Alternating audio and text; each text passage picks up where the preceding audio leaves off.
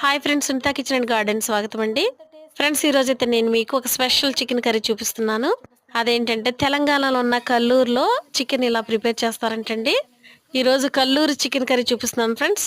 మేమైతే 3 కేజీలు వండుతున్నానండి. దానికి కావాల్సిన చికెన్ కడిగి శుభ్రంగా పక్కన పెట్టేసుకుని పొయ్యి మీద గిన్నె పెట్టి అందులో ఆయిల్ వేసి ఆయిల్ వేడెక్కిన తర్వాత తరిగిన ఉల్లిపాయలు, పచ్చిమిర్చి, తగినంత పసుపు వేసి వేగిన తర్వాత ముందుగా కడిగి పెట్టుకున్న చికెన్ అందులో వేయాలండి.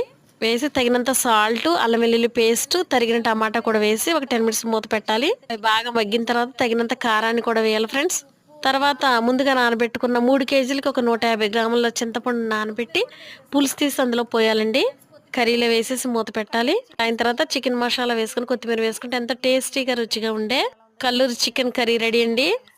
ఫ్రెండ్స్, మీరు కూడా మీ ఇంట్లో ప్రిపేర్ చేసుకుని తిని ఎలా ఉందో చెప్పండి.